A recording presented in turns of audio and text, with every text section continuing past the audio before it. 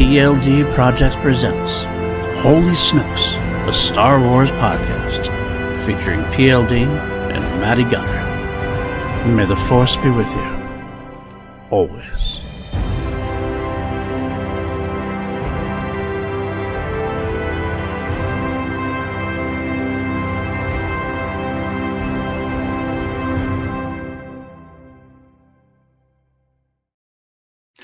What's up, everybody? Welcome back to PLD Projects. Welcome back to Holy Snokes, a Star Wars podcast. I am PLD, your host. With me, as always, my sidekick, my co-pilot, my hetero life mate, the man with the hair, the man with the screams, the man with 1,000. I'm just going to keep going. You're awesome. Matty Gunner, how are you? The man with the screams, you're the man of 1,000 streams. There you go. The screamer and the streamer. That's all. That's what we got. That's our new show. How are you doing, my friend? I'm all right, mate. How you doing? I'm doing okay. Doing okay. You know, life has been keeping me busy, doing things here and there, like working and producing and all that stuff. You know how it goes. I know life's been keeping you busy as well. So this was a nice time to get together and just kind of hang out for a little bit. Talk a little I needed this laugh with everything going on over in England the last few days. I needed something just to make me laugh, and it's been rough. And added to working it a shitload more, and Morna ramping up now, and all this shit. I'm just like, I just needed a moment to take myself away from reality, and dive into something lighthearted. Tell them what we're going to be covering today. You've asked for it. We've actually had a couple of people ask for it. I was surprised, but I'm actually excited and happy to do it. People want to know if you're ever going to cover the EWOK movies from the 1980s. An EWOK Adventure. Do we have the name of who? There's actually been a couple people. I gotta remember who. I think there was one of them. I can't remember who it was in the comments. It's one of my fans actually who came to us through my other podcast review. They're big V fans, and they came over and they started watching Holy Snokes, like Star Wars as well. I can't remember who it was. I'm sorry, but I'll look it up afterwards. I should mention that. But they're not the only one. They were the first one that said it. Then a couple other people came to me privately at one point. I was like, oh, okay, why not cover the EWOK movies? So we decided, yeah, let's do that. We're going to do the EWOK Adventure today. The EWOK Adventure, which was then renamed later on to Caravan of Courage and EWOK Adventure. But, you know, either way, it's the same damn movie. I don't care. I remember they had this big to-do about making Raiders of the Lost Ark, Indiana Jones and the Raiders of the Lost Ark. To me, I'm like, it's a title. I don't give a crap. It's a title. Yeah, and I've been thinking a lot about preservation recently. It's been a conversation I've had with a couple friends of mine in the Metal Gear Solid community about preservation and making sure that things are preserved in the way that they were created. Everything has multiple different versions, especially Star Wars. We see the special editions, everything going on. For that reason alone, I did not go with watching on Disney Plus. I wanted to have my own version of this, so I sourced it from somewhere. I'm not going to say where. Downloaded it. Okay. And now I have it like on a hard drive because I feel like it's one of those ones that any given moment Disney Plus could pull it. They could. Look at what they pulled with Willow. Yeah, absolutely they could. I will say I did watch on Disney Plus because of ease. I do have a copy of it myself as well. I just didn't want to dig it out. But yeah, I get what you're saying. It's cool that it's on there though. It's awesome that it's on Disney Plus. I wish they put the holiday special on there, but yeah, they just chose to do the Boba Fett section. They put that on there, but there's nothing else they're gonna do. They're afraid. You cowards, just do it. But that might actually be in terms of they actually. If I see Deadpool and Wolverine go up on there and they don't put the holiday special on there, I'm gonna be pissed. I wouldn't be surprised if there was a deal to contract when Lucas sold Lucasfilm that the holiday special will never see the light of day. I wouldn't be surprised if that's in the contract somewhere. So I don't know if I can blame Disney altogether on that. But either way, yeah, we did decide to do it. So this week we're going to do the EWOK Adventure, Caravan of Courage, whatever you want to call it. There was never a big argument about that name change. Like, people got upset about Indiana Jones, but no one seemed to really come to the defense of the EWOK Adventure. Does anyone really care that A New Hope is no longer just called Star Wars? Some people do. There's a small minority. I've heard not upset, but they're kind of like, I don't call it A New Hope. For me, it was always Star Wars, and that's what it is. And you know what? More power to them, as long as you're not like bitching about it. Like, is really like, you know what I mean? Like being all upset about it. If you want to call it Star Wars, call it Star Wars. It's fine. I think it's just better to call it A New Hope just for ease of specificity. But either way, it is what it is. The EWOK Adventure. I was shocked when you said you wanted to cover this. I was like, wait, what? Because we've been batting a little bit behind the curtain. You and I have been batting ideas about having guests on to randomly just talk shop, do just news episodes. But I think you and I work best when we have a topic to prepare, like we always have done with Class Action. When we have a topic that we have like a week's notice that we prepare for and like openly discuss. Right. And the anchor of the show. Yeah. And it always has been with us. So when you suggested this, I was like, I mean, hell yeah, but I was very surprised. You shouldn't be that surprised. I'm an 80s boy born and through and through. I lived through this. I watched these when they were on the old television. And I think I said this, I forget where I said this, but on one of the podcasts, the Battle for Endor, actually, I think at the time might have even liked that a little more than Return of the Jedi at one point for a little bit. That changed over the course of the years. I'm not going to lie. I matured a little bit. I know you've just done something with Mark Ellis. Do not ever let him hear you say that. Hey, I was young. I was naive. But hey, there's something about it. Have you ever told him that? I don't know if I have or not. I just had him on the podcast for one-offs. I don't know if I ever told him like that better at that point. I think I want to stay friends with them, and that's what it is. So I decided to know where my bread was buttered and say, yeah, you're going to come on my podcast on the one-offs, which is going to be airing towards the end of August now, have a conversation with Van Halen, and then break it by talking about how Return of the Jedi was lesser than the Battle for Endor. Yeah, that wouldn't have been good. That wouldn't have been good. I have grown a little wiser in my age, but even if I have grown wiser, I still have a soft spot for them both. I'm not going to lie. Oh, great. And I will say, a little spoiler up front, I watched this one again, and I still have that soft spot for it. Can I tell you, this might be in my top echelon of all of Star Wars? That does not surprise me in a way. It does not surprise me, and good for you. And I hope others feel the same way. There's a lot about it we're gonna talk about when we get to our main topic, obviously. If this is your first time here, hit that like and subscribe. You can join our Patreon, which I've just announced. They're starting to tweak a little bit to get a little bit more active there. Patreon.com/PLD Projects. Austin Cadell, Brandon Buckingham, all those crew, wonderful people. But yeah, subscribe, 5 stars on the audio, because we're fighting that algorithm. The algorithm is the evil empire, and we need your assistance. We need your help joining the rebellion, as it were. But if we've never been here before, we usually have a topic, like I said, the main topic, which we do at the end of the show. First up, we usually go through our news of the week. Since we are a weekly show, usually something comes in. We have some news to talk about. Where do we get our news from, PLD? We get our news from Star Wars Newsnet, because even though we're not sponsored by them, we probably should be, because I throw them out there all the time. I love them. I love them as a news site, because they always seem to coagulate their news very well. They collate the right. They coagulate. That's not the right word I was using. I think I just want to go with collate, but close enough. Coagulate.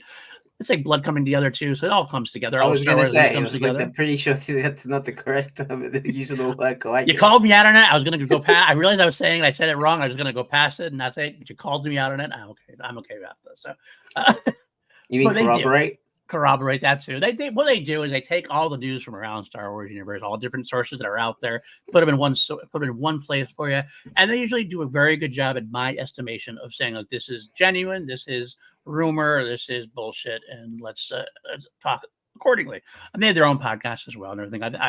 I've never listened to their podcast, so I can't say yeah or no on that. But I do like their news story. I do like to go there to visit, to find out what's going on news wise. I listened to TRB when TRB was part of it. But yes, I didn't know they had their own. They still have something going on, but I see it in their news source. They'll say something about this week, and I'm assuming it in some kind of audio feed. I love the Resistance broadcast when they left. That was amicable. I know that. One of the best. No.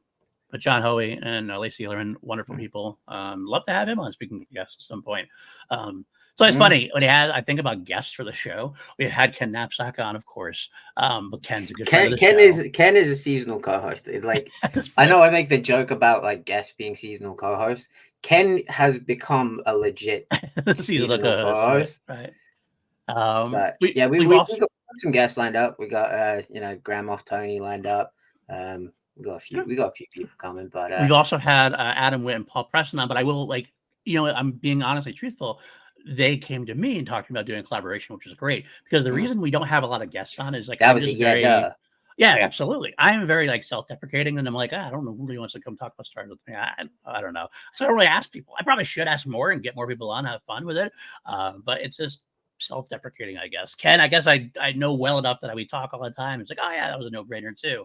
But you do know Grandma Tony. You said you could get him on, and yeah, we went to school together. So that's awesome. So he talks collecting Star Wars and stuff, collectibles and things of that nature, which would be a cool conversation to have. Yeah, I want to get in and pick his brains about certain things, the Black Series and all that stuff. But absolutely. we got news. We do. We do have news to go through. So maybe some other guests at some point, but let's go through our news of the day. Like I said, I got a couple of big things. We'll start with the smaller ones. Smaller ones first, and we'll lead into the bigger topics. The first one I want to show you. I didn't watch the clip. I don't know if you did, but there's a new clip from Young Jedi Adventures featuring. I have not watched it. I have not watched it either. I do want to. Season 2 drops August 14th, and it features Nubs. It says that Star Wars Young Jedi Adventure Season 2 follows the younglings as they continue their training and embark on even bigger missions across the galaxy. Helping to lead the younglings on these missions is Master Zia's new Padawan, Wes Vinnick, and an astromech ROM-1. As they continue their training and grow in the ways of the Force, the young Jedi will travel to new planets with new and old friends and encounter adversaries like the Gangools, who are growing in their pirate ranks. The Gabagools? The Gabagools. The Gangools. The Gabagools. The Gangools. They're the pirates. They're pirates. They're Gangools. Growing their pirate ranks. I will admit, first off, I just have not finished season 1 yet, and that's not. It's obviously it's definitely not aimed towards us. We gave them called the Gabagools. But it is something I will finish because it is well done. It is absolutely well done for of course, for the target audience for sure. And that's good to see Star Wars get aimed towards the younger generation, as it were.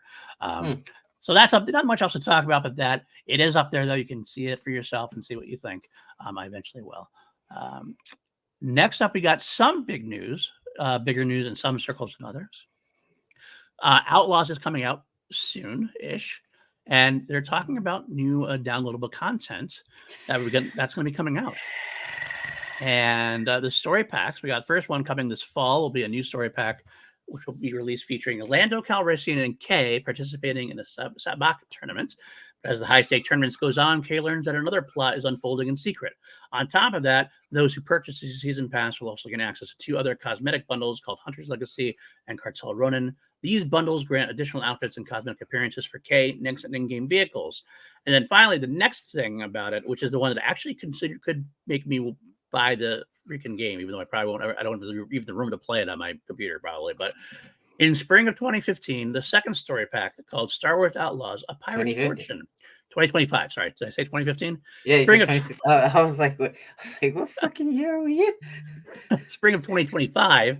The second story pack called Star Wars Outlaws: A Pirate's Fortune will be released, featuring Hondo Ohnaka. Ohnaka will be settling an old score when Kay will encounter the famed pirate. Wait. You're telling me the watch is going to end? The watch is technically going to end in spring of 2025. Holy shit. If he doesn't make it in Skeleton Crew, he is at least going to be an outlaw. So that that at the very least, I will be watching all the story. That may have just completely changed what I was about to say. I did see you a little like about it, so I'm going to let you have your room. I am not a gamer. I'm out of this world, so I don't understand anything what's going on at this point. I know the basics of downloadable content and extra packs and things like that, but go ahead, throw it out there. What's your thoughts? I really just miss the days when you would just make a game and put it out. Just not. This game is already so expensive. Like, video games are now what, like $65 for a base video game, are like $65. Yeah. For the Ultimate Gold Edition, not the Ultimate Edition, the Ultimate Gold Edition of Outlaws is I think $130. For that, you get 2 extra skin packs. You get a mission for Jabba the Hutt. You get the soundtrack. You get the art, the art of Star Wars Outlaws. But most of it's digital. Yeah. And the thing that people need to understand with digital gaming streaming services is you are not paying for these games to own them. If you read the fine print on digital games, if they chose to pull it from the store, and they did this with Cyberpunk 2077, granted, that was for a good reason. CG Projekt Red put that out when it was full of bugs and it shouldn't have been out. They pulled it from the PlayStation store. People just couldn't buy it. People couldn't play it anymore. So when you are charging this amount of money for video games, and you continue, like, season passes, they've been a thing for forever. I'm a staunch advocate against microtransactions within games. I really hope Outlaws doesn't have them, because I'm firmly against them. People essentially paying to win. If that makes sense. Right. Paying for the best guns, the best armor, right. All this stuff. Yeah. When you have like digital exclusives like this, and you have studios basically saying you can have them, but when we decide to pull them, you ain't getting them back. Yeah. I'm just, again, it speaks to that preservation thing, man, of like, we don't even own this shit, and it's so expensive to, like, with the cost of living now. Yeah, like, absolutely. And they're like, oh yeah, we're gonna do all this in the future. I'm like, why don't you just put out a game? Just put out a game. Put a game. Unfortunately, those days are long gone. They are. You can squeeze extra bucks out of people. That people are gonna suck it up and get gonna be right in there. And the thing is, I'm probably gonna pay for every. I mean, my pre-order has got the season pass, so I'll probably get it all when it comes out. Right. But I'm just I understand. I understand that's definitely. Yeah, I understand what you're saying, and I understand what that means. And I am glad. It's actually one more reason why I'm glad I'm not a gamer anymore. I can be honest with you. I said that before. It's because of so much time. This is actually This is part of the reason why. Also, is that fact is like, I'm like, I don't want to buy a game, then continue to have to buy more things for the game, and then get more hooked onto it. It's you want to just buy the game and play it, and then probably be done with it. Honestly, I'm not one who goes back and replays a lot of games. I haven't played a little bit. Every once in a while, I'll go back to like an old school game I can like run through quickly. But like, generally speaking, just give me an experience I love. Let me live in it for a bit, and then if you want to make a sequel. We can go from there and talk about it. But don't like give me this half-ass in between stuff. But hey, if it gets me more Hondo story material, I could forgive you. I could forgive you. That we can let slide. But it's like me and my friends used to play Metal Gear Online too. That was like our thing in college. Right. Like we would be sitting up until God knows when playing that game. Right. And one day they just shut the servers down. Halo 3. One day they just shut the servers down. They were like, we're not doing this anymore. And with MGO2, at least there's a modding community that they managed to recreate Metal Gear Online 2. Put it back online. Not only that, but those crazy sons of bitches created new maps and put it on that were never supposed to be created. Nice. And put them online. Sometimes, I mean, fans get excited about that kind of stuff, and they can do just as well a job as the corporations, if not better at times, if they only had the right resources, for sure. But again, that's another reason why online games have always been kind of like temporarily big. I got big into, like I said, I've said before, I got into Lacho, Lord of the Rings Online. That was the last really big game, the only really online game I ever tried. I never played that. I loved it. It was wonderful. In fact, it's telling though that I never even really played Star Wars, any of the online Star Wars games, or whatever, because I was already into one. I couldn't add another one. I was already into Lord of the Rings so much. Like, I was like, okay. So when I stopped playing, I was like, I couldn't do any more online games. Because I got too into it for a bit.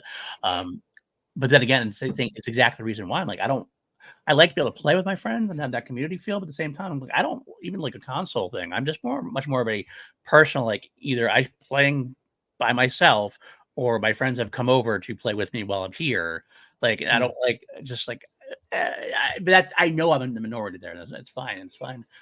But again, this reason like this is why I'm okay with not being a gamer. So good, more power for you are, and I'm sure you're getting it, and maybe you'll stream something on the channel. Oh yeah. I will be getting it, and I'll be streaming it. So that's cool. So yeah, there you go. And you'll just be looking up the cutscenes on YouTube for the story part. That I will do, absolutely, because I love the story part of it. I'll watch those. I'll watch the cutscenes for sure. Some great soul will put it on there, because that's what, actually, honestly speaking, I think that's a moneymaker. Disney. Oh, give it half a day, and the whole story will be online.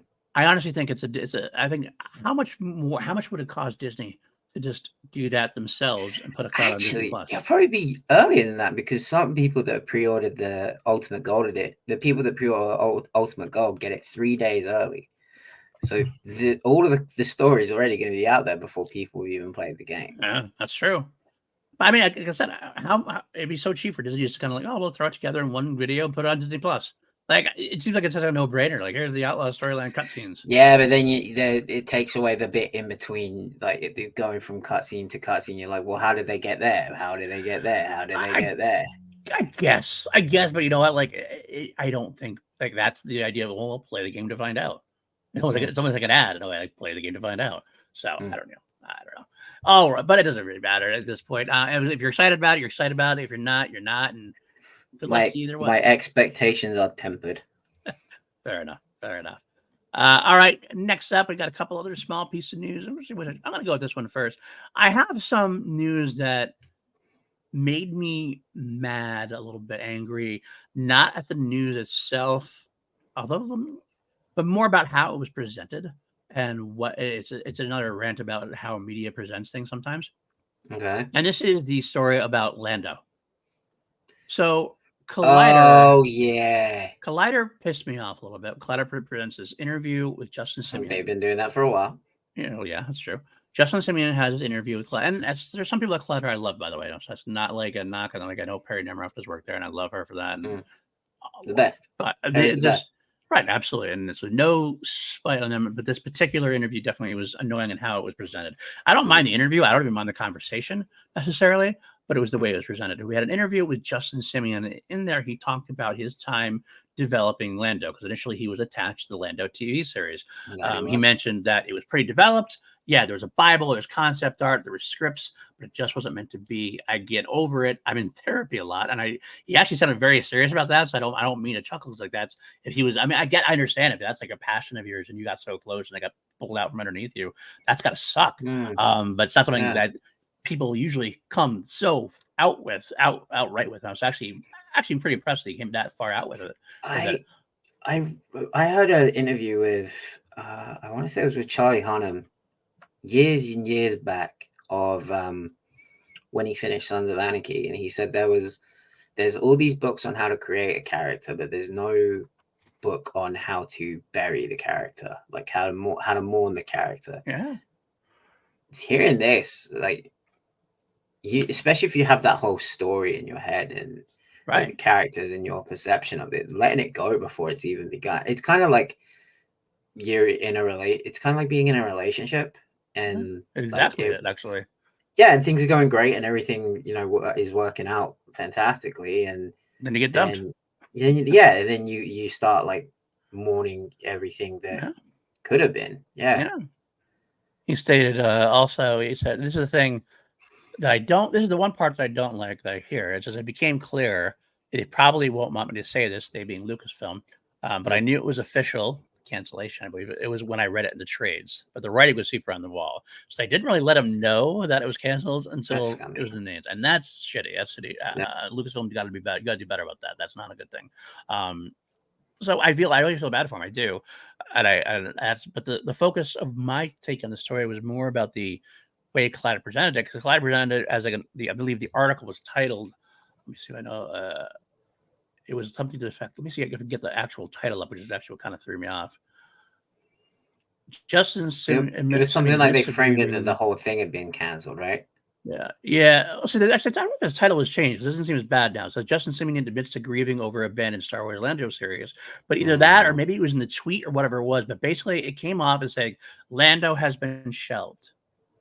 And no, Lando has not been shelved. Justin Simeon's Lando has been retooled. And it's something we've known for a long time. But so many people are out there going, aha, another Lucasfilm blunder. Aha, Lando got shelved. We knew it was going to happen. Can't do anything right. They're doing blah, blah, blah. I'm kind of like, we've known this for a year. We've known that Justin Simeon was out a year ago. And then it was confirmed later on that, Donald Glover has come forward with him and his brother. We're taking over Lando, morphing it into a feature film. Granted, we have not heard back from them in a while since then. So there's a chance I think it's going to be a while.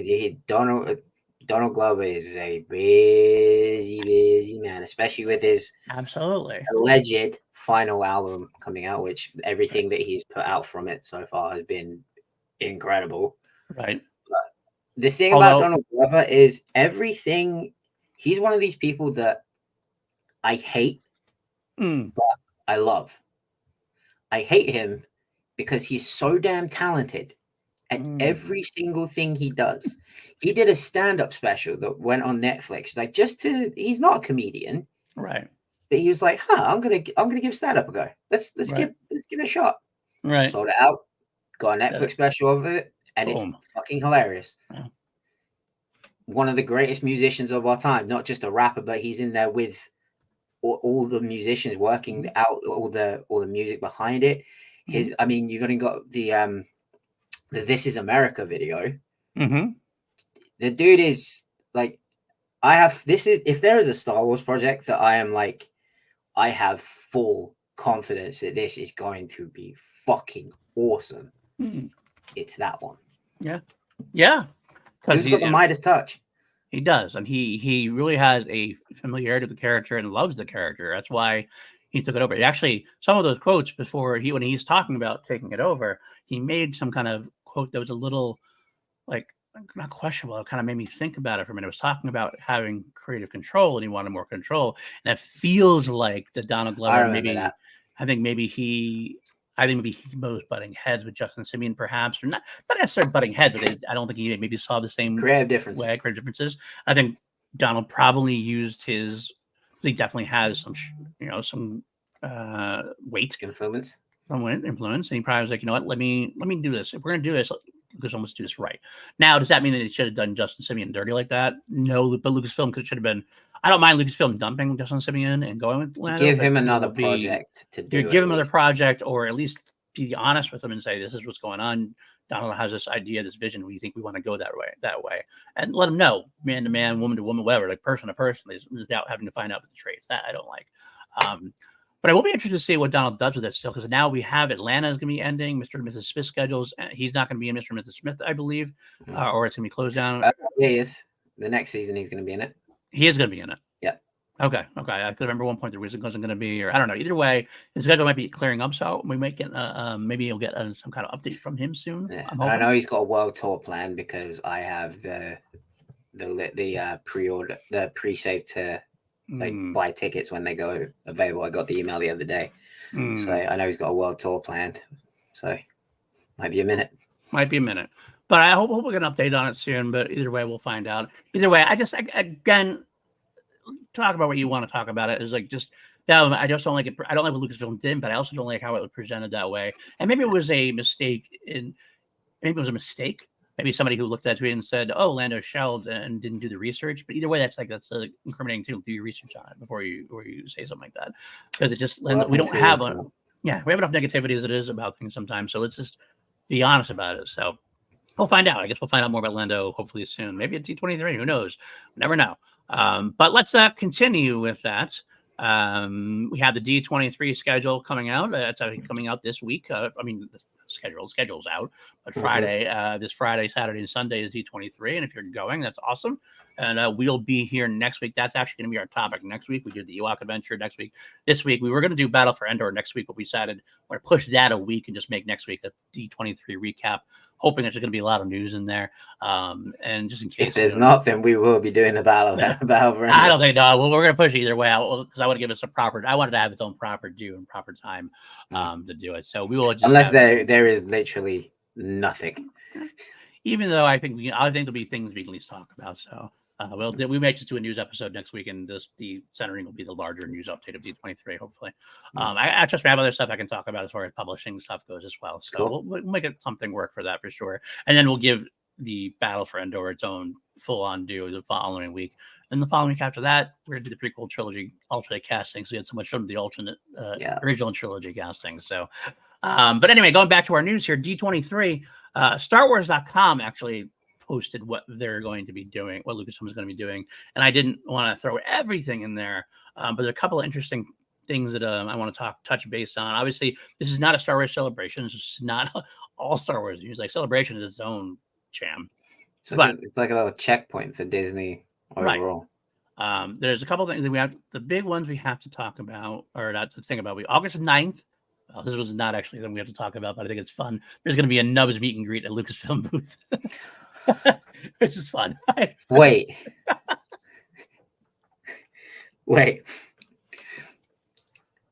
Say that one more time. There's a meet and greet with Nubs at the Lucasfilm booth.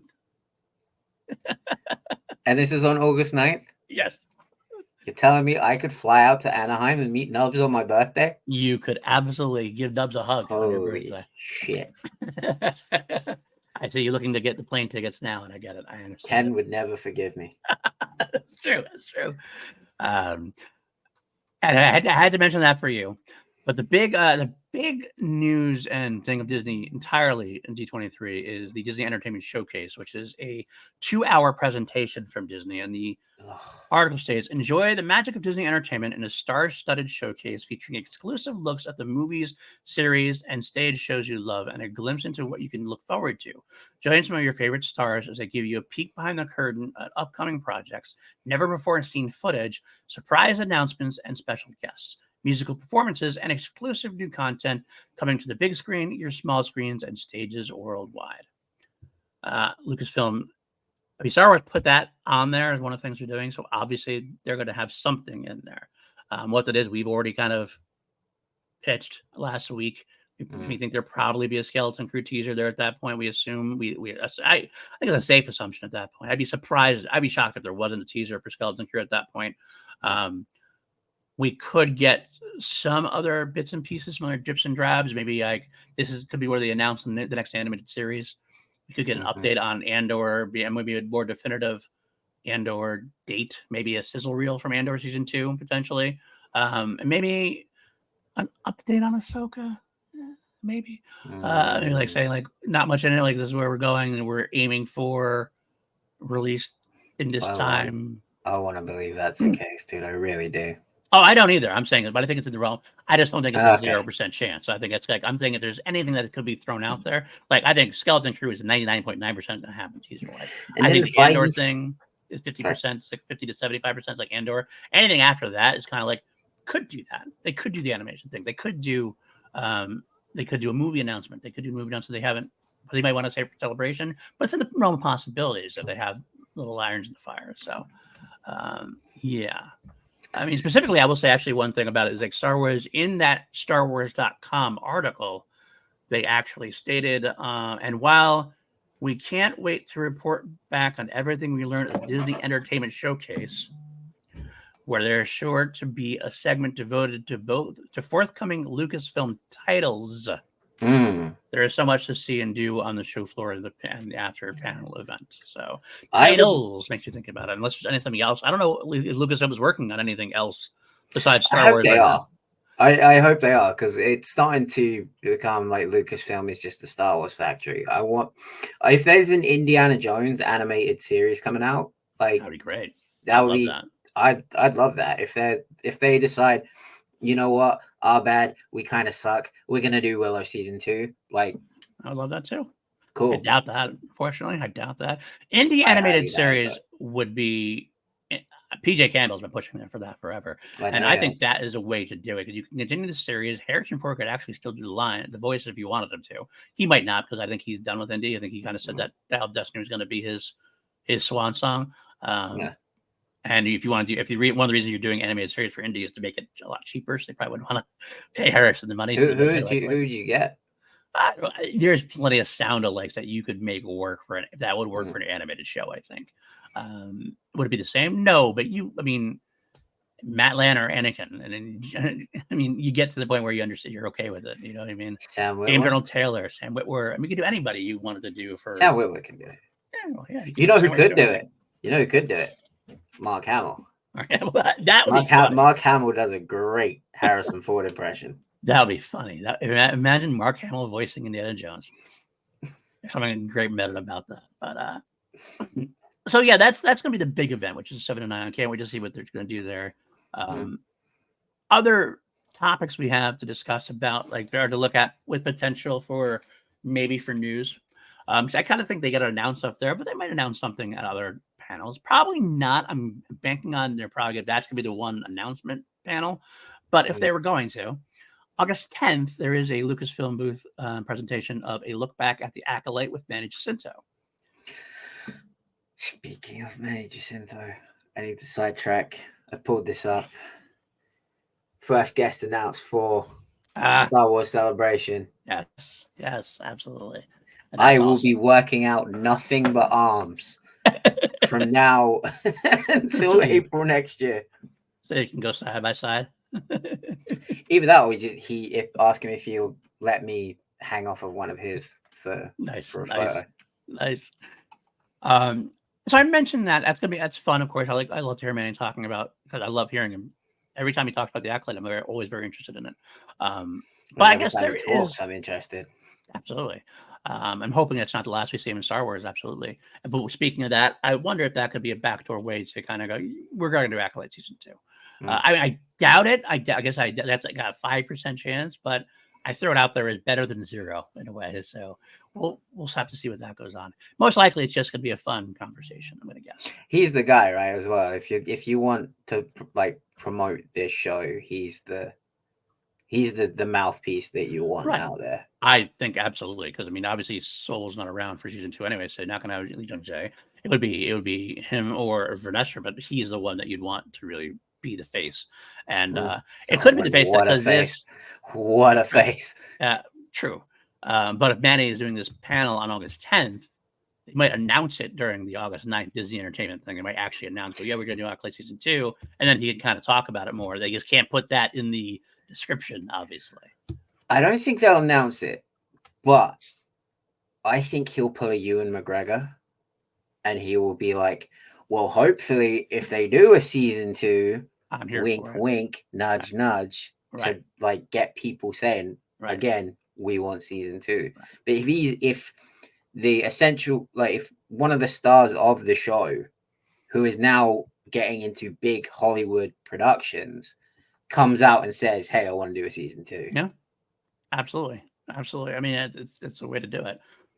So yeah, possibly. Anyway, next up, August 11th, there's two big things there. I'll start with the end one, which was the Disney Legends Awards ceremony, and that's they are awarding Disney Legends big lifetime achievements, and they're honoring John Williams, Harrison Ford, and Frank Oz. So 3 big Star Wars names in there. I mean, they're, among others, but those are the Star Wars names that they're honoring. So that could be Harrison's going to be there for it. I assume he would be for that. I mean, it's possible not, but I can't see why not. It's like this is he's doing more of these nowadays. So as long as John stays at home. Yeah, John can go in via Zoom if he wants. I could put him via Zoom. Didn't even have to do that. Just stay at home. Let someone bring the award to him. He doesn't need to be traveling anywhere. Absolutely. Do it via satellite. I don't know if I actually mentioned this. I got so disappointed that he actually had to cancel his Tango appearances, so I didn't get to see him. I was supposed to see him this Saturday or last Saturday. But unfortunately, he had to cancel due to health reasons. It's all according to the announcement. It's all stuff he's definitely recovering from. It's not like dire stuff, but he had to concentrate more on his recovery, and so that was very unfortunate. I'm going to get out of this all, dude. I hate to liken him to a cockroach in a nuclear holocaust, but like, hey, you know what? He might genuinely be the last one left. I'll take it. I will take it. There's definitely a good thing to be said about that. But he's going to score the end of the war. Who better? Who better to do it? Quite honestly. All right, the final panel I'll briefly discuss. It could be one of those announcement panels. It could be one of those also panels that change up a little bit after August 9th. It's a conversation with Lucasfilm Animation. Athena Portillo, I believe is how you say it. Or is it Portillo or Portillo? I want to say Portillo. Vice President. I want to say Portillo because of the hot dog place. Portillo's. Vice President of Animation Production, and Vanessa Marshall, voice of Harrison Dula and Star Wars Rebels, reflect on favorite moments from the nearly 2 decades of Lucasfilm Animation's critically acclaimed storytelling. Now, I mentioned before, possibly they would announce the next animated project. Maybe they would announce it during this panel, or like I said before, maybe they'll announce it during August 9th and then maybe expand on it during the August 11th conversation, potentially.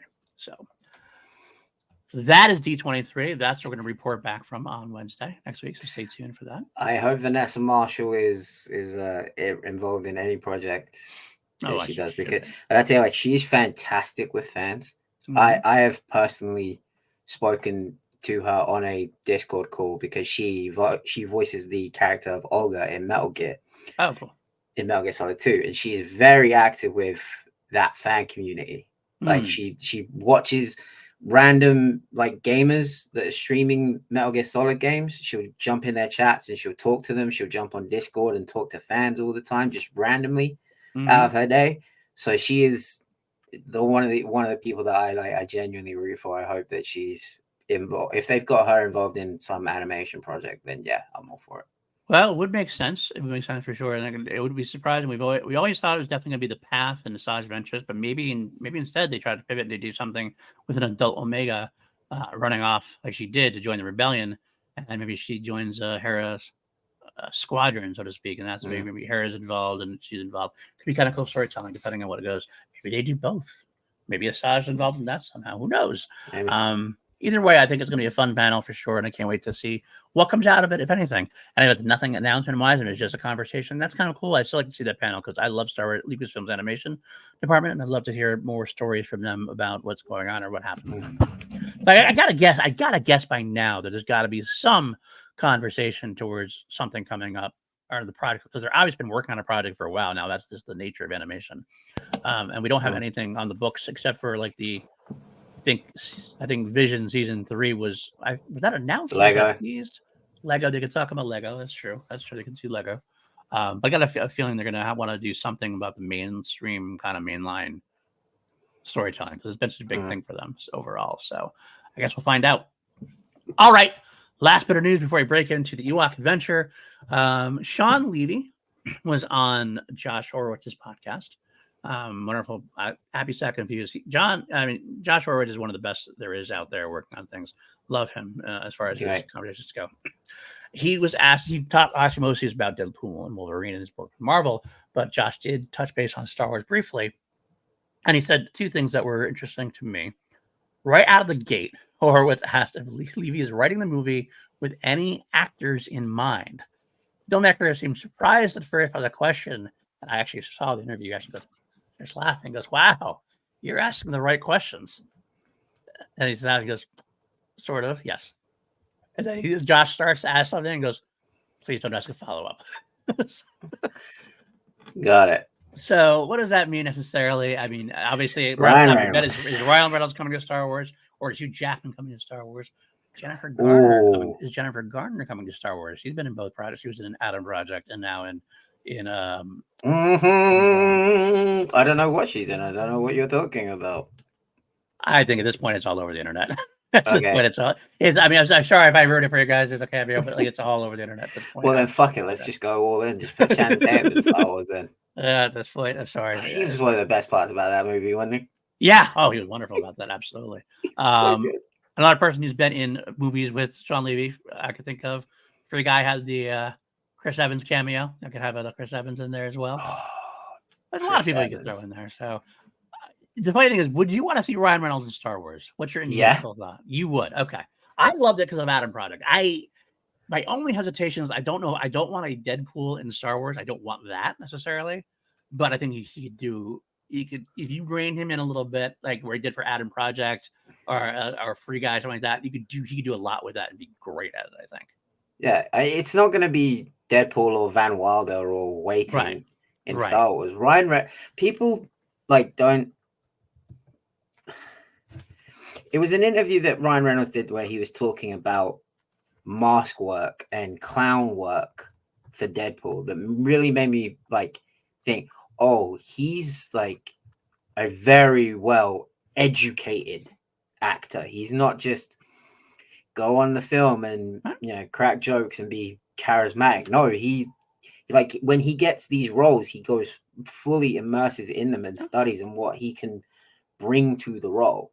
So I think him in Star Wars, we're going to be talking quite a lot about humor in Star Wars coming up in a minute. Yep. I think, as you say, within the right framework, I don't want to say box because you can't really box Ryan Reynolds in. He'll just be like, no, fuck you. I'm Ryan Reynolds. I've just made $1 billion at the box office. I can do what I want. Right. Within the right framework, I think if you give him, I think he'd be incredible. I think Adam Project was something that he is exactly keys to that point because he was not necessarily the complete wisecrack. He had some wisecracks, of course. But I think, honestly, Star Wars could use a little more humor recently. That's one thing we kind of have been missing a little bit from. Even like The Acolyte, that was a little dour. I mean, have fun. I mean, don't get me wrong, I enjoyed the project, but it seems like we're missing another example, right? Of Free Guy's like, yeah, he's got the comedic chops, but he's also got the heart. Yeah, he's a nice dude. Yeah, so I think it'd be good. But also, you know what? Let's if we can get Hugh Jackman in Star Wars, I'm all for it. I'm all for Hugh Jackman in Star Wars. Yeah. Come on now. But yeah, so that, I mean, it's interesting for sure. It does make me, and this is actually, I didn't bring this up in D23. I still feel that's ramping up. I wouldn't be surprised. Kathleen Kennedy likes to strike while the iron's hot. Man just made $1 billion. All right, let's say, yeah, Shawn Levy is directing our Star Wars movie. Let's make that official, even if it's not ready to go. You know what I mean? It's kind of like, it feels like it's ramping up. I wouldn't be surprised if it's at least confirmed. And I would, because I feel like that they'd want to do that at their event. Oh, no. At Star Wars Celebration. I think they're going to get Shawn Levy to come to Celebration. I thought you meant at D23. No, I'm saying at D23. I think at D23 they confirm it, and then that people know that Shawn Levy is coming. That actually spurs people to want to go to Celebration. I think it's almost a way to sell Celebration. Like, oh, they're announcing this now. What are they going to be announcing at Celebration? And then you have Shawn Levy come with actors, with that kind of thing. I don't know. I wouldn't, like I said, it's one of those things where I'm not saying it's definitely going to be happening. I know. You know, I'm just like I'm leaning towards so much. I'm leaning towards that a little bit. So because there's the thing, this is the time to announce it, because right now, by the time Celebration happens in April, Deadpool and Wolverine was a year ago, and like there's like that kind of like, what have you done for me lately? I know it's weird. It's only that a lot later. Right now, you're talking about 2 weeks after it just became the biggest selling R-rated movie. You're telling me that you can't go, hey, the guy that's in the news right now, the guy who made that big movie you all loved, yeah, he's going to Star Wars now. You make the announcement now to strike while the iron's hot. I guess it kind of depends as well on if she really has been told stop making these announcements unless they're actually. Well, I would also be surprised if Bob Iger didn't go, you're not fucking this up with Shawn Levy. Let's just make sure that this happens, and let's make the announcement. Let's get it done. Whatever he wants, let's make this work. He's made us money. We're good with him, and he's obviously good with the Disney family already. Just like John happened with Jon Favreau. Loves Star Wars. Worked well with Marvel. Works well with Disney. Went with Star Wars. Mangold went with Lucasfilm already. Worked with Indy. Going to Star Wars. It seems like there's a lot of that kind of thing. So especially with Kevin Feige has the pull he has, and Kevin Feige loves Star Wars too, despite his not being able to do his own thing. Although that I wouldn't be surprised. Speaking of Johnny Favs, one thing I think they will announce is them pushing back Mando and Grogu. You think so? Putting it up against Doomsday is suicide.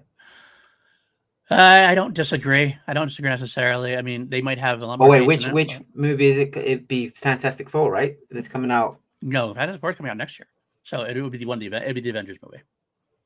Yeah, putting it up against Doomsday with Downey. It's Solo all over. It's Solo all over. That's a fucking terrible idea. Push it to December. Like, don't. Which sucks in a way, because if it was Fantastic Four and it came out Fantastic Four start of May, Mandalorian and Grogu end of May, that's fine because they both have Pedro. Right. Yeah. If you put it up against Downey, hell no. Nuh-uh. We'll see if they've learned their lesson. I don't know if they have. I think sometimes they make weird decisions like, it's different enough. It'll do enough. I mean, they might have faith in it more than the argument could be, and I'm not saying I agree with this argument. The argument, a Solo is always going to be kind of a experiment anyway. It's a sidebar. So this is like after the sequel trilogy is done, Mandalorian is their number one thing right now. Don't even risk it. Hey, I'm not saying they should. I'm saying this is their thought process. This is their thought process, though, I think. And this is me saying to them, don't even risk it. So, I agree. I think we should do it in December as well, but that would push everything back. And the worst part about that is, here it is. It's August now of 2024. We've been already gone how long since the Star Wars movie? And now we're going to go another 2 years without a Star Wars movie. It just seems like you're throwing money away at that point, but maybe you're not. I mean, it's hard to say. But you know what? Actually, on a brighter note, maybe we'll get something from Mandalorian and Grogu at D23 as well. Maybe they'll say something about it, even if it's not a push date. Filming started. Principal photography just started, I think. So I could see a conversation about it or whatever, maybe more specifics on it, but maybe some cast announcement kind of thing or something like that. But either way, going back to the Shawn Levy article, he did actually have another interesting thing. I want to actually, before I go on to the next quote from from Shawn. Star Wars Newsnet wrote this next piece. This is directly from their write-up of the article, so I'm going to credit them with this. But maybe it's an interesting conversation to have. The question, and in particular, the question about the writing for actors, and in particular, the response is quite relevant. A few months ago, Jeff Snyder mentioned in his new newsletter that it was his understanding that Shawn Levy's Star Wars film was set to feature the character of Rey in some capacity. While Daisy Ridley hasn't been officially attached to it and no one else has followed up on that tip, Levy's response could add fuel to that fire. Perhaps he is writing for her potentially as well. That's thrown out there. I'm guessing you haven't seen the news about Daisy Ridley that came out today. About her illness? About her illness, yeah. Yeah, I saw it, but it didn't seem like, when I read the article, it seemed like she was stopping anything. Graves is pretty bad. Okay. My friend, the article. I don't want to name her outright, but a friend of mine has it. It's fucking miserable disease. I don't want to bring it up. I'm just like, I don't, more because I don't want to put that much on Daisy, if that makes sense. Like I'm almost hoping they don't, because it's just like, well, you know, she's going to be carrying a lot with her movie. So, yeah, I mean, that's absolutely possible.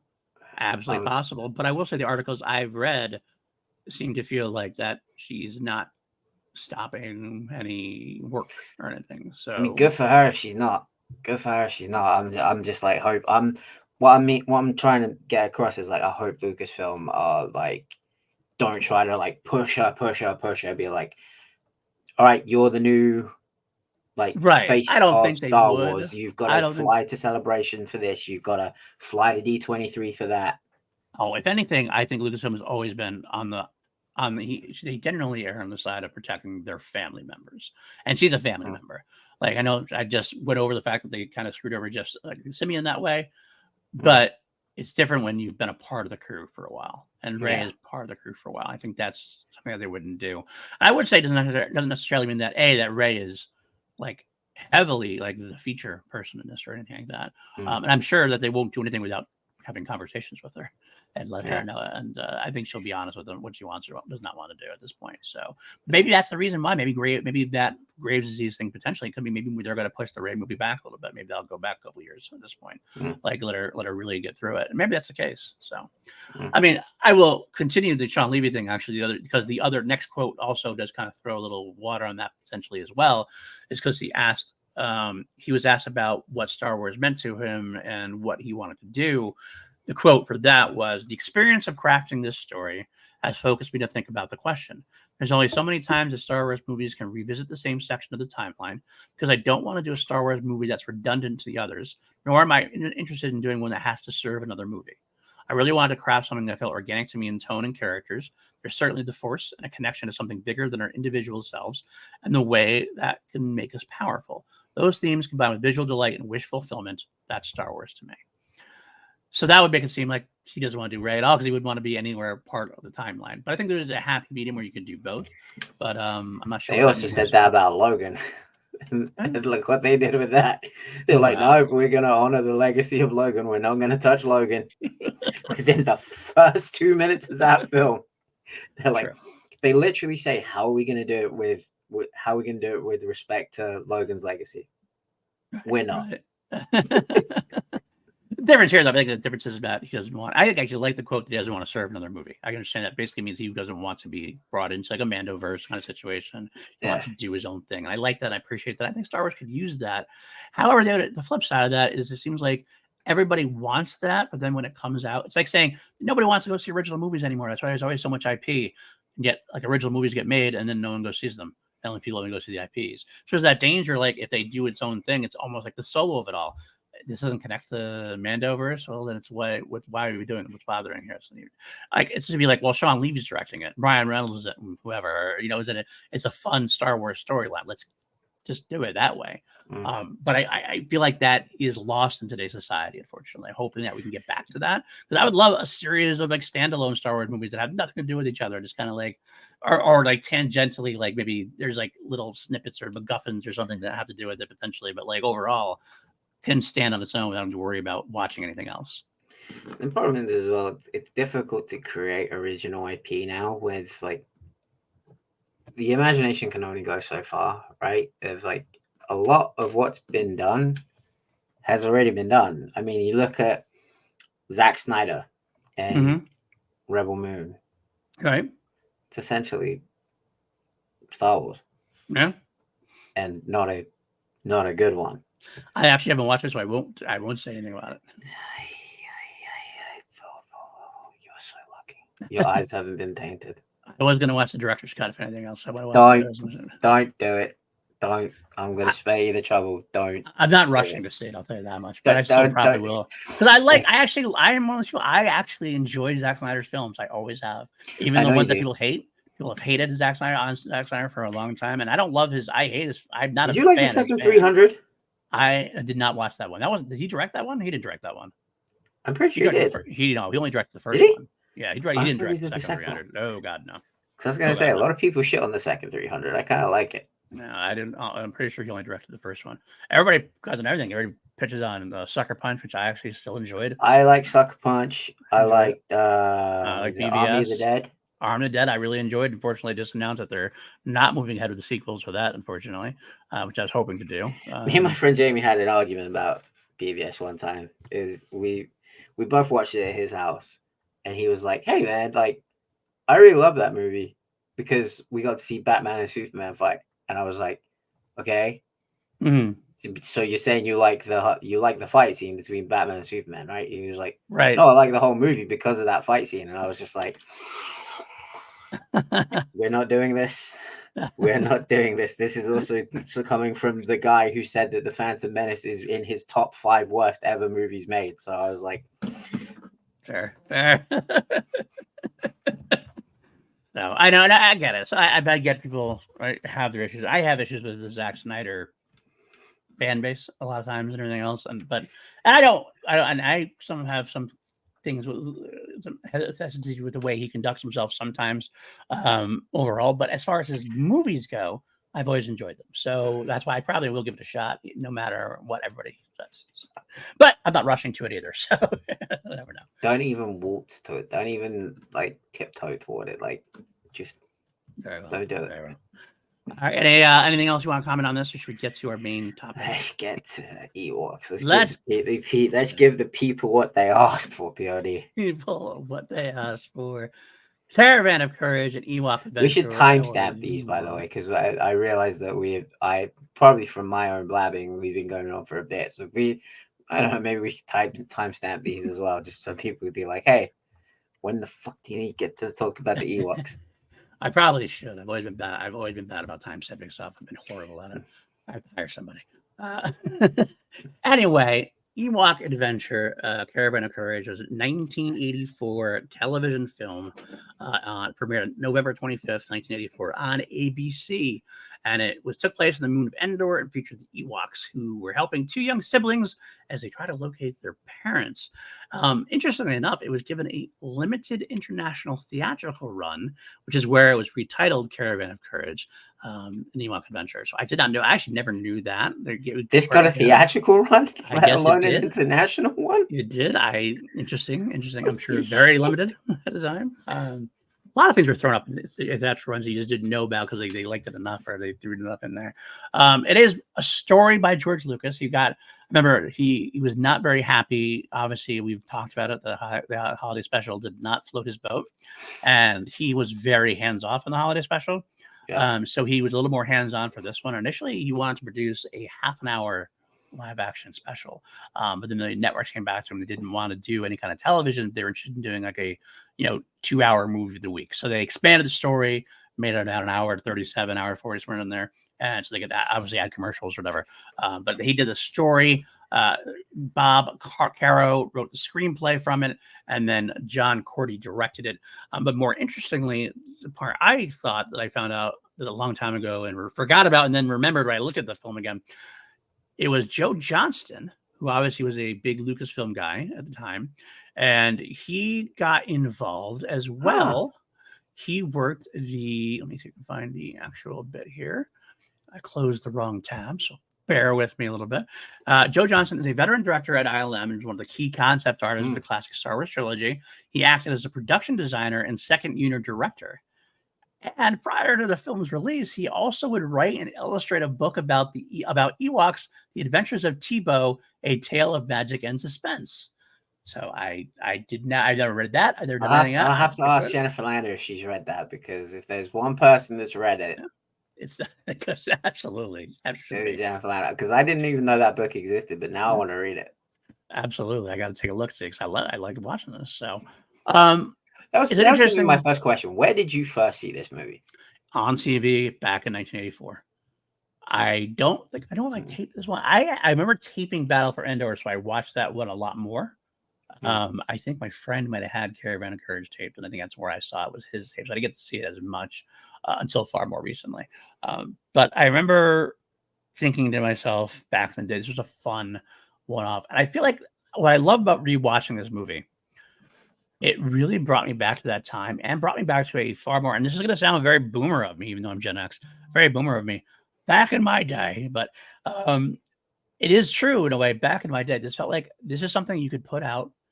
Nobody would like care about it, as far as like nobody's gonna nitpick this thing or talk about how awful it is because it's for kids. If they didn't like it, it wasn't for them. They just would have moved on. But kids would love it, and kids did love it, and it was a fun, fantastical thing. You watch, you kind of move away from, oh, that was cool, let's move on. We have a hard time doing that these days. A hard time doing, oh, that's cool, and move on.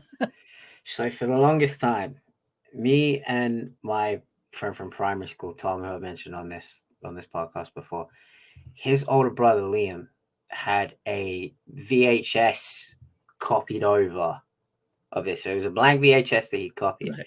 He used to tell us that he had the only copy of a Star Wars film that had never come out before.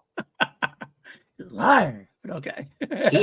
he tricked all of us into thinking that, oh, I've got this Star Wars film that's never come out before. Like, I'm the only one that's got it, because it wasn't on TV at the time.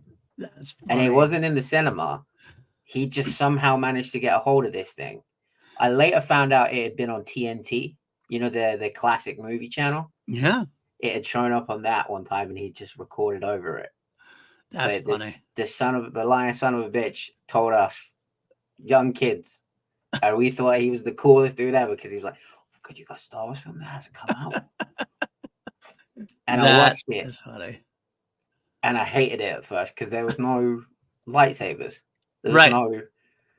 no Luke Skywalker, no Obi-Wan Kenobi, no Qui-Gon Jinn. I was like, what the fuck is this? This is just the teddy bears from the one film. Like, absolutely. You know what? That's funny. That's funny. And like, I do understand that. I remember watching it and being really, as a kid, I was even put off by the blaster that Mace has, where it has that, like, when he shoots the rock, like, it's not like a laser blaster. It's actually like an old school laser that kind of like, it's kind of like a string almost. Is that a setting that you can do on blasters? I don't know. I had never seen a blaster like that before. Either way, we did get to watch it. It does star Eric Walker, who went on to be a music producer, I guess. Mm-hmm. And more interestingly, I have not watched this. I've heard this before, but I have not watched this. He and Warwick Davis, who obviously reprised his role as Wicket, got together, and I guess they had cameras during the shooting of this, much like Wicket had during Return of the Jedi, and they made their own documentary about it, and it was eventually put up on Eric Walker's YouTube page, I guess, back in 2014. So I'm interested to watch that and see how that worked out. Yeah, so you know what, we do this in segments usually. We should probably do this in segments now. Every time we cover a show or a movie, we break things down to segments before we kind of go further into any detail that we want to go into. You sprung this on me. We should tell the fans, the listeners as well, that you sprung this on me literally just before we were going to be recording. I thought we were just going to have an open discussion like we have been. Well, so yeah. I'm like, okay, right. I would say my argument, counterpoint, is that this is how we cover shows and movies. We should always do it this way. That's my counterpoint. Counter argument. I'm putting Matty on the spot, and he's here for it. That's why he's my sidekick, though. That's why he always does so well for me. So I have all the faith in the world that you can do it. So let's move it on. Let's do it into it. Let's get into our segments. First up, I don't have any clips. I'm not going to use any clips this time. Hondo Watch 2024. No, Lando was not in this. He never was in this. No. Retroactively, he could have been, but that's not going to happen, unfortunately. So, all right, the first one we're going to go with then. Favorite character of the movie. Who is your favorite character of the movie? I'll let you go first. Wicket, dude. Wicket? Come on. That's fair. That's fair. Wicket. This is essentially Wicket's story. This is Wicket's origin story. He goes from being this young lad, he sees his dad go off on the hang glider, and he's like, "Damn, I want to do that." And then he ends up getting thrust into this adventure from these people from another world that he's never seen before. It's a whole different, open up world for him. This is the Wicket origin story. That's fair. That's fair. It's interesting to know one thing I didn't know beforehand, and kind of is very with what you're talking about as an origin story. Initially, when I watched it, I thought it took place after Return of the Jedi, and that's kind of what was implied. At one point, I remember even back in the day, I think it was implied. But Kevin Anderson, I guess, wrote a book, and then somehow during this, they kind of brought it back together. Excuse me. And they reconvened, and they kind of retroactively made it pre-Return of the Jedi. Yeah, because I always thought that the joke was that the woman who played, I forget the mother's name, that dress that they gave Leia belonged to her. That was always the joke, that they ate her and gave her dress to Leia. I didn't realize that was the joke, because quite frankly, I watched this and I circled in big letters. It was actually one of my notes. Leia's dress. This is where Leia's dress came from. She lived there, and she left it behind when they left, or when she but she got eaten. Of course, they ate that lady. Spoiler alert! I don't want to say spoiler alert. Something happens next movie, and we'll get there. But that's where the dress came from. So there's your answer, Matt. You always wanted to know that is where it came from, because it took place before Empire. It is her dress. It is Sindel and Mace's mother's dress. There you go, Katarine Tawani. That's where Leia's dress comes from. There you go. All right, my favorite character now. Then, I love this little guy. Give me a movie about him. Unfortunately, spoilers if you haven't watched this one, he does not make it to the end. It is Chuka Talk. Yeah, dude. I had it. I'm so glad you mentioned him. I was thinking you might go low gray, but no, it's definitely got to be Chuka Talk, man. He's something about he's the badass, man, and he's the badass Ewok. You don't F with that guy. I mean, he sees the freaking Rancor type creature there. He's like, I'm gonna go face him face to face. I'm gonna hit the hell out of that toe. No doubt. What a legend he was. Poor Chuka Talk. I actually felt just as much emotion. It kind of was like, it was a callback for Return of the Jedi when the Ewok dies, and you're like, oh, dude, same thing. The same thing. You're like, no, don't let him die. Although I will say Mace Windu, OG Mace Tawani here. I wonder if that's where George Lucas got the name, repeated the name. Gotta be. Both of them little pricks. But Mace, dude, gets some bedside manner, comes down and goes, yeah, he dead. You're like, oh my God, Mace. A little more gentle there. I'm getting to it a bit more. I hate both characters called Mace. Here first, Matty is anti-Mace. I am anti-Mace. Yeah. Yeah, it is quite an interesting character.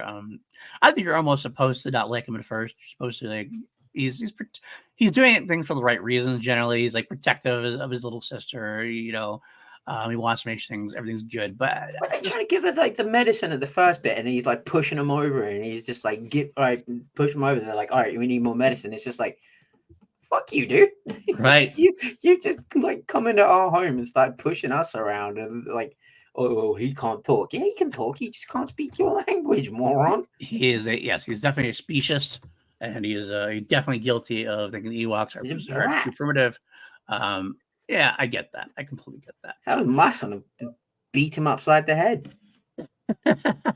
That is fair. But so Chuka Talk though is like the badass warrior. He is the only. He's my favorite character of the week. So, all right. Next up, I Spec. you have a favorite line of dialogue? Can you remember a line of dialogue that you liked? It's the one I always go back to when I hear it said. Yup, no. The callback to Yub Nub. I did note that too. I was like, that's where it came from. Oh, He said the awesome. line. He said that He, it's the Leo he said theme. that It's line. It is. Love it so much. Love it so much. For me, this is a line that I have known, even when I have forgot everything about this movie.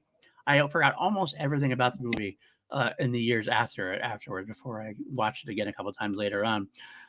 I always, for some reason, had it in my mind, and it stuck through. It's when Wicket is in his domicile and Cindel's there and everything else. He's like being Luke Skywalker with the ship. He's like, whoa, Starship Chris. I don't know why it stuck in my mind, but it's got to be a good line if it's stuck in my head for over 40 years at this point. So I got to give it credit where credit's due. Especially because, like, after that as well, Mace comes down. He's like, he can't talk. And it's like, he can talk. He's just like, Crash. It is funny that they have learned a little bit of language. You don't see that very often. So he might know. Maybe they know more what they're talking about than not. I mean, and like when they go off, when they look into the crystal, which we're going to talk about that crystal in a little bit. Logray even says, "We help you." So there have been people there before. Absolutely. What did they do with those people? They ate them. Ate them. Ate them. Oh my goodness. Oh wow. So okay, the next is put that in your holocron and Snoke can explore more lore. Is there anything that you wanted to explore more from this film? Not. Or do you want me to go first? Forget the name of it. Okay. The Tinkerbell like fairy. The Wisties. The Wisties. Yes. That was mine too. We talk about now, right, how the Force gets used. Yeah. All different interpretations of the Force. Magic. Mm-hmm. What the fuck was going through their mind when they thought of that? They knew they were going to Disney in 40 years. They wanted to have their own little Tinkerbell. That's what it was. Alex Damon, if you are listening, my brother, please do an explain video of this. Do like a 1 minute short. Just explain it to me because I have no fucking idea. Princess Ariana, I think it's what's the name? Princess. I can't remember her name now. I can't remember the name of the character. Unfortunately, the one that stayed with them is Irina. That's it. Is Irina. That's it. Yep. I thought it was funny. I thought it was fun. I watched that. It was great. My favorite bit also. My favorite bit was when Ewok comes out, looks at him, goes like this. He's over there. Everybody's going, "Oh my god, look!" And Ewok's like, goes back to bed. Like, that's my spirit animal right there. That's my spirit animal right there. I love this film. It is out there for sure. Out there for sure. So yeah, that was mine too. Like I said, that was my choice. So I was both on the same page for that one. Let me give an honorable mention then if we're both going that. Okay. The fucking horses, dude. Okay. We've had fire in space. We have had nails and bricks in Star Wars. Now we just have horses. Just horses. Not only do we have just horses, we have a ferret. And she even says, that's not a starship, that's a horse. It's fine. Back in the innocent days where it didn't matter. How did they get horses all the way up there? They're native. They're native Ewokian horses or Endor horses. Do they bet on the horses? Do they race those horses? They probably do. They're jockey size. Come on. That's a good point. All right, fair enough. Next up, seen a lot of action. This is our favorite action bits from the movies.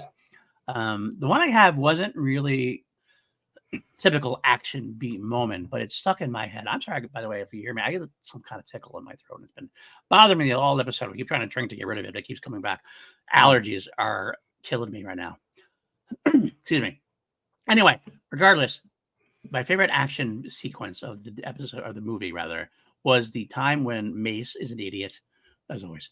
And it starts like, I mean, he's not really an idiot for this, honestly, but he touches the water and he gets like taken under the water into the, also they have like the ice up there or whatever it was. Like, first of all, what's going on there? What is happening with this? Like this is a magic, like, again, this is more of a fairy tale than a sci-fi movie. Like Star Wars has always been sci-fi fantasy, space fantasy, but this goes like beyond the space fantasy. It's literally a fairy tale story. I almost feel like this is a story that was almost, I would be surprised if they tried to retcon it at some point. This was a story told to Ewoks or something, told to people across the universe or whatever. No, I don't want to see it happen either, but it would make sense because that's what it feels. It feels like a fairy tale story told to Star Wars. I will riot. But when Mace does that and gets his, like, he starts going, first of all, hold your breath, dude. You're screaming, you're losing your breath quicker. Yeah. There you go, Mace. Just learn that quickly. I mean, you're already underwater, so you're kind of boned. Right. They have to like run, they kind of grab them, they try to put the stick in, the stick disappears. Then they have to use the magic stick or whatever, they can do that. Use the stick you got from the Magic Man. How high were they when they came up with this shit? I love it. I absolutely love it. So great. So they get Mace out or whatever, but that was the action beat that actually stuck with me more from this movie than anything else. To be honest, even as a kid, I loved it. I was a little scared because I think drowning has always been a fear of mine. I love swimming and I'm an awesome swimmer, but like I always had this fear of drowning, so like that definitely got in my head a little bit. This is the back of the day when a lot of kids movies could have like tinges of horror or tinges of scariness, like that are like. Nowadays, I feel like they kind of shy away from this, so that's like too scary or too whatever. That's why Star Wars animation I love, because they actually harken back to like bringing back some of that stuff. We're gonna talk about that more in the next movie, the Battle for Endor, for sure. But I mean, like you look at the Gorlaks, right? Yeah, we look at the Gorlaks now, we're like, they look kind of goofy. A little bit. I imagine back then, if you showed this to a kid, Jesus, dude, I piss my pants. Yeah, it works pretty much as well as the Rancor does, quite honestly. I think it's like similar to that. I mean, the Rancor works only more because they don't make it as human. There's a little bit more, but great stop motion. It's great stop motion for the time, 100%. Oh, we're gonna talk about that. Okay. How about you? What's your action beat of the moment of the movie? Wicket with the blowgun. Because everyone's there just like trying to tussle with this beast, trying to get it to the ground, and he's just like pops over the tree like a little furry ninja. That's fair. That's awesome. Okay, Lex up, laugh it up, fuzzball. Your favorite comedy moment. This is the one I knew right away. Think about this. I knew right away. I almost picked the one I already just talked about with the Wisties, the spirit animal moment. But instead, my favorite moment is when they ask Mace for the rock. And he gets the rock. He's like, "Oh, I forgot. I threw it away." He's fucking threw away the rock the Magic Man gave him. And the one he walked there and sucks on his clothes. Lurdo. I don't know what Lurdo means, but it sounded to me like jerk off. It's really fuck's sake. It was the perfect line delivery of a line you don't know what it means. It's an arch delivery. Definitely a swear word that you weren't allowed to say at the time. You fucking asshole. But it's the way he delivered it. I was like, they're so fed up with Mace at this point. Like, why am I even helping you at this point? There's one moment that every time I watch this film gets a laugh out of me. It's right up at the start where they're like loading the logs into the arms. And the other Ewok turns and drops the log on Wicket's feet. And they just start throwing hands on the ground. And they're like rolling around in the mud. And the other Ewok's just like looking over, just like... I honestly think, and I might be high even suggesting it, but I would love to take an Ewoks TV show, like, or even just a special where there's no humans there. There's like, it's all of them in their own language, just like doing that stuff. Like, I would have so much fun with it, to be honest. There's so much fun. So the comedy in this is so like old school slapstick comedy. Like, there's some parts of it that are almost Three Stooges esque. Yeah. Like especially at the start when he goes to find the two kids. Mm-hmm. And they're walking back through, and he's just like walking and hitting them and shit. I'm just like the two kids at the back are just like hitting each other over the head and stuff. I'm like, oh, that's like the Three Stooges. Right. Exactly. Oh, so good. All right, then let's go to. We're gonna mission brief. Come back to mission briefing. Forrest, parsecs out of 11. We always rank things on a scale of 1 to 11 here on PLD Projects, and 11 being the highest, of course. But you're gonna say 11. Wow, 11, huh? Okay. I get so much joy out of watching this. It's just, this is how I love Star Wars, when it's just like throw shit at the wall and it's just wacky, and we don't take it too seriously, and we're not thinking about canon, even though in my mind this is canon. We're not thinking like about lore or anything. Like when you have like a forest area that just cuts off and suddenly we're in the desert, it like you got two biodomes that are essentially like stuck onto each other. I'm not thinking, how did that planet get to that point? Was there like a grand accident that caused the planet to be this way? Did the Force kind of mold this planet? No, it's just freaking whatever, dude. Just go with it. That's fair. I will say that I can't give it an 11 for like you, and I get it. I do appreciate it though. I'm looking at this honestly. It's not written for an adult but it's written for kids. So I can make it two different things. Like for an adult, I'll give it like a 6.5. If you're a kid, I'll give it a 9.5. It all depends on the audience. Hey, sir, I'm an adult. But you're a kid at heart. You're a kid at heart. This is true. And I get it hard too. So I definitely I'm critically, if I look at it and go, okay, I can't really, because you say this is such a great movie, but I do enjoy the hell out of it. So I'm not going to say that, even if it's low. I watch it. I am happy I rewatch it. I would rewatch it again. But I understand where this falls in case of being things. But people the kids would absolutely love it, and it's good we have stuff like this.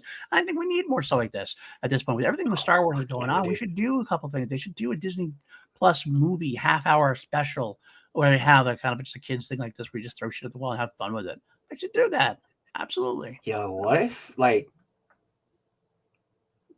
John Watts talked about like little Easter eggs for Skeleton Crew, right? Mm-hmm. What if like Mace shows up in Skeleton Crew? What if they managed to tie it to the Ewok movie somehow? That would be funny. My god. That would be impressive. Best show ever. It's funny, I was watching a podcast about Star Wars, and they're talking about Skeleton Crew, and some people said that the Skeleton Crew like pictures looked like, they thought it reminded them of the EWOK Adventure stuff. They were saying it a little more negatively, but I'm like, okay, that's okay. I think it'd be fine. If it's that, it's fun. It's fun for me. So, all right. You have any Forrest visions about this one, Matty? I do.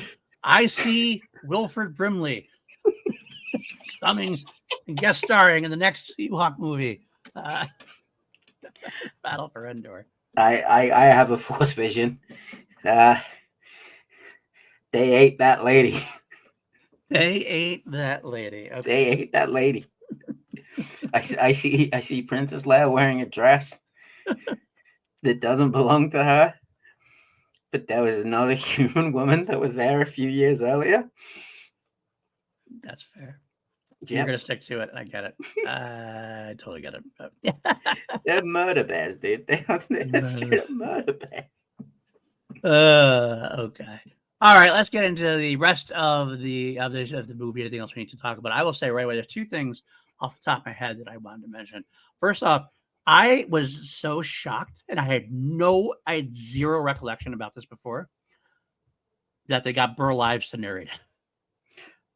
Dude, because I started watching it, and he starts talking. I'm like, this sounds like Rudolph the Red-Nosed Reindeer. This is like they must there's no, in my head, I'm like, there's no way they got Burl Ives to narrate this. They must have hired some kind of knockoff Burl Ives. He's doing a great job.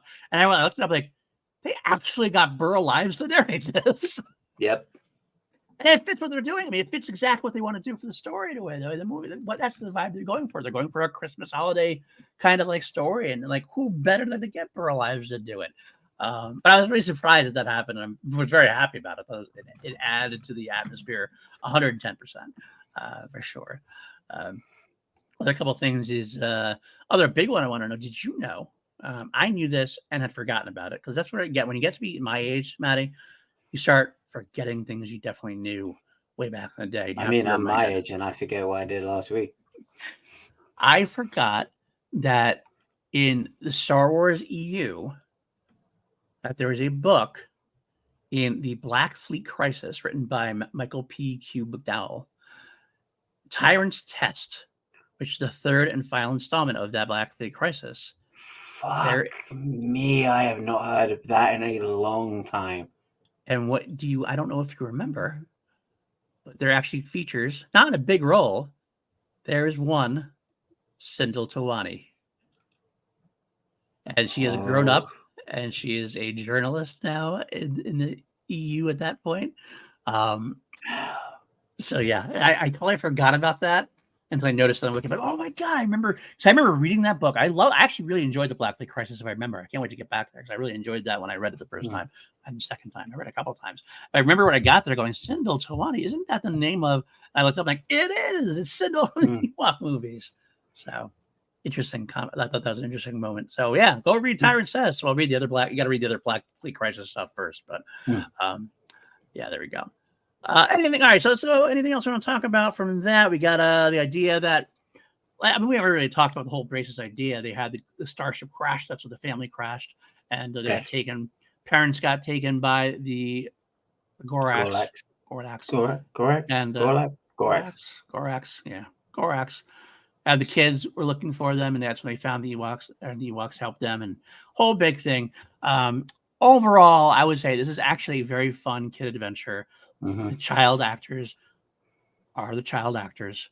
You know, it is. You get the ball whacked to them, and you gotta understand that. I'm not gonna throw them under the bus. What are we gonna do? Sindel, you okay? I don't feel. I don't feel bad. I don't feel good.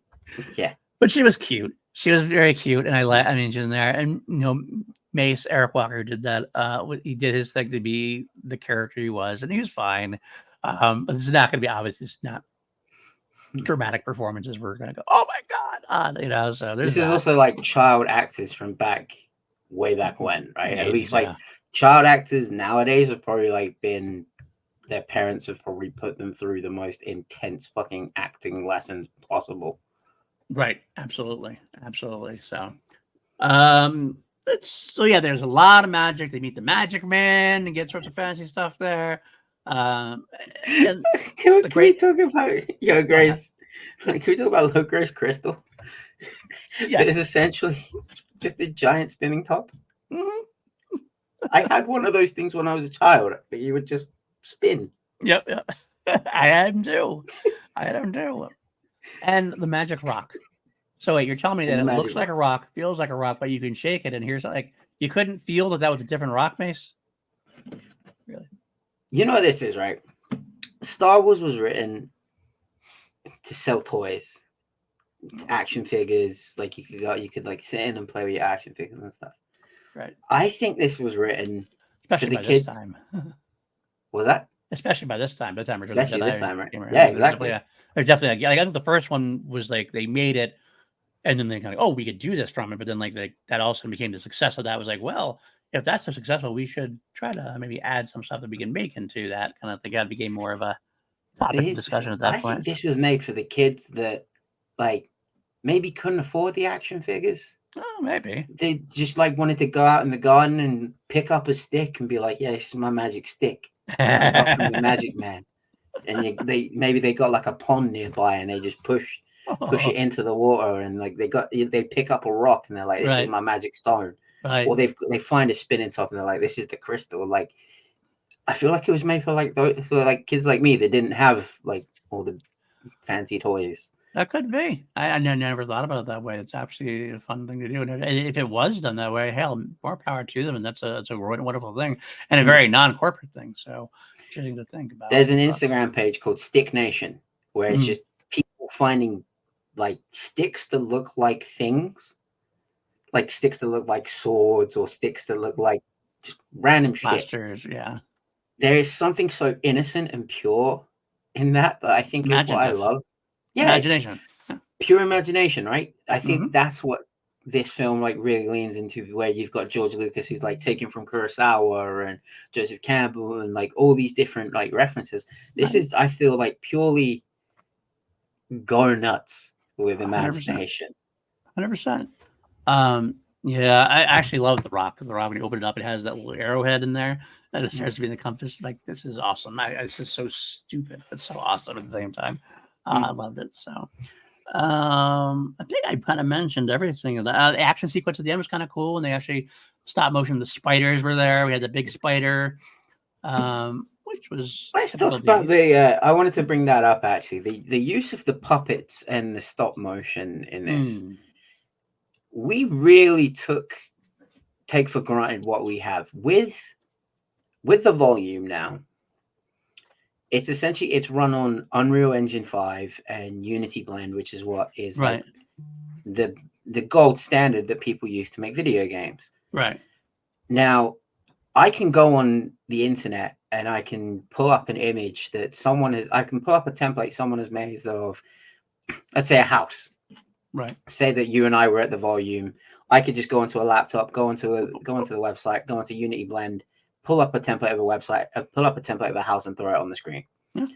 Back then, they had to by hand craft everything, frame by frame, craft the creatures, make the puppets of the Ewoks and everything, and like move everything frame by frame. So I think like if there's one thing, this film like really made me put into perspective of like how talented people were back then to be able to do this, and how much like when people say, "Oh, it looks like it was shot on the volume," motherfucker, back then, do you know how much they would have killed to have a volume? To have a volume. There's always the age-old argument, right? What's better? Some people love that and think that's actually much better than the volume. And I am one of those people who is like right in the middle. Like you should use the volume, use the technology at its best for stuff, but let's throw in some practical things as well. Make it feel lived in more. You can have that texture there or whatever.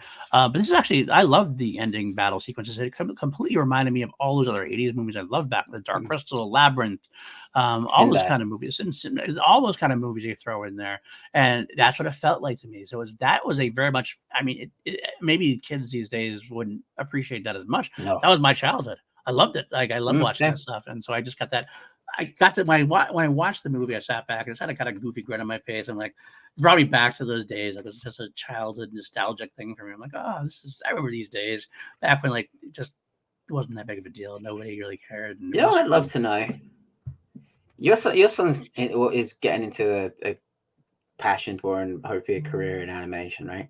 Yeah. I would love for you to sit him down in front of something like Pingu, where it's a lot of like claymation and stop motion, and just like see what he thinks of something like that. Because I think a lot of kids now, if they saw that, they'd be like, well, why don't they just animate it? It's like, well, we couldn't back then. No, I don't. I will say I wouldn't be surprised. He is very, very retro animation. He likes more like cool old school kind of stuff.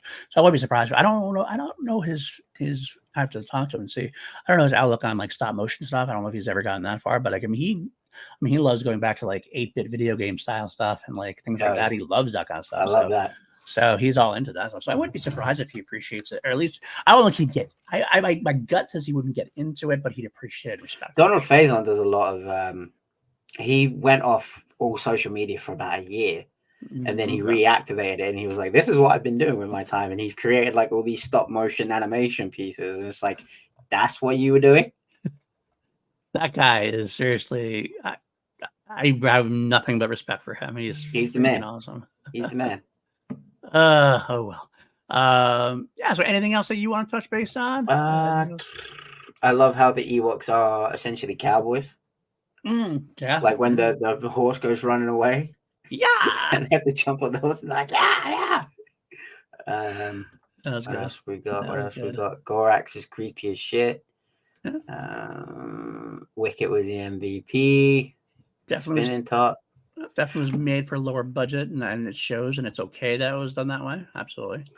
Here's another thing that I wanted to add that alluded to my point about it being made not for people that like can't afford shit, but like the natural versus the manufactured. Instead of like we see all these spaceships, all the starships and everything, just seeing a good old fashioned hang glider that have been made out of sticks and made out of just whatever they could find right at the start. Absolutely.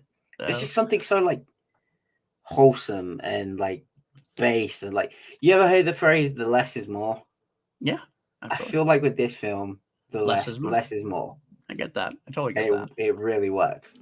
I will say, last thing I'll say about it before we wrap up, I will say that it definitely, I think it had its minor league ambitions. Like, it didn't expect to do a whole lot. I think it set up what it wanted to do, and I think it did exactly what it set out to do, and it hit a home run for what it wanted to do, which was be entertaining to children, tell a fairy tale story, have a little bit of fun, have a scary creature, have some action beats, have some magic, have some fun moments, have some heartfelt moments, and everybody connecting, the parents and the children connecting together at the end.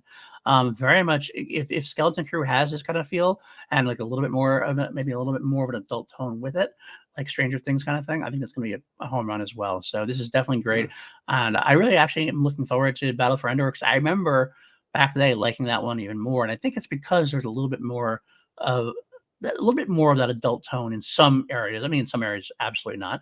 And I remember that there was especially, we'll talk, I don't want to give any spoilers if you guys are watching this for the first time. There was some horror elements to it. Kids horror elements. Like, not like, if you're going to like adult horror movies, like Goosebumps kind of horror. Exactly. But they can creep people out a little bit, kids at a certain age. Absolutely. So me, that's what I love back in the day. So so that will do it, I think. And we'll wrap it up. Matty, where can the folks find you? You guys can find me on my social media below at Matty Morner. You can find my band Morner at MOURNER, Morner Band. All over social media. New song coming out very, very soon. I'll probably be announcing it in the next couple of weeks. What else is there? Here every Wednesday for Holy Snokes. We're, in a time where we're finding stuff to talk about. So if you do have any suggestions, put them in the comments or reach out to us on social media. We're more than willing. It's especially the crazier, the better. Yeah.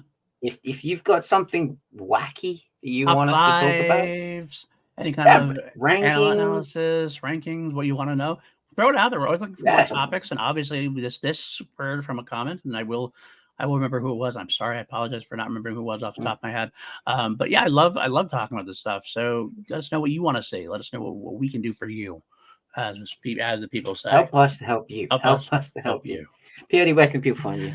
You can find me at Paul_Denuzio on Twitter. You can find me all over this channel, of course. I got every week is Holy Snokes. Sorry again, we were supposed to come back to 2 Mediocre White Dudes on film yesterday, but PJ had to beg off. He had kind of a rough schedule working wise, so he asked me. He asked me if he can push it back a week. So our return will be next week with John Wick, the first one. And let's see what else we got. Lego and I are going to finally return soon with the review. That got all sorts of screwed up schedule-wise. It was me, then it was her, then it was an off date we had. It just didn't ever seem to work out. But finally, we'll come back for that. Queen, Crown Jewels. Every week I do an episode on the sister YouTube channel. And this week, I believe it's going to be Rocket Prime Jive, a Roger Taylor song from the game, which I really enjoy. And what else do I got? I got one-offs coming in probably the end of August, maybe August 20th or August 27th. I have to figure out what I'm doing. I think the pushback in 2 Mediocre White Dudes might push forward the one-offs that I did the other day. I recorded one-offs with Mark Ellis about the mighty Van Halen. Had a hell of a conversation. Fun time. And so from much what you told me, then I will spoil it on air a little bit. Only that to say that, like, we did this an hour, 40-minute episode. And then afterwards, we spent the rest of the night like just texting each other and going down rabbit holes of watching Van Halen performances across the years. And I'm watching this now. I'm watching this now. Holy shit. We just like the Oasis when we did with Ken Knapsack, we do a one-off Van Halen best stuff.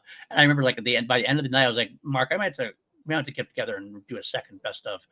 So even just the playlist. We had so many songs we didn't want to put off the playlist. We're like, okay. But it was that much fun. It was a lot of fun. Mark is a tremendous guy, and I love having conversations with him. I've also had some other topics discussed, nothing locked in yet, but Ben Bateman has agreed to come on at some point in the near future, for the next couple of months, to do Tom Petty. I'm going to get Chris Clark to do Bon Jovi. Got a couple of ones irons in the fire. I'll do Bon Jovi. I'm sorry, not Bon Jovi. I'm sorry. I don't know why I said Bon Jovi. We're doing Billy Joel. Okay. I was going to say, I was like, Christian Bon Jovi, interesting. I would have thought you would have gone Billy Joel. I don't know why I said Bon Jovi. That's in my head. Anyway, either way, because Ben loves Bon Jovi and Bon Jovi. Yeah. We're talking about that. We actually mentioned Bon Jovi in the Mark Ellis show as well. We're talking about a lot of 80s stuff for sure. But yeah, that's it. Stay tuned next week. Again, we'll be talking about D23 here on Holy Snokes, and then we'll get through that. And then, of course, we're back to the following week with the Battle for Endor. As always, we love you guys. Stay tuned next week. And as always, may the Force be with you always.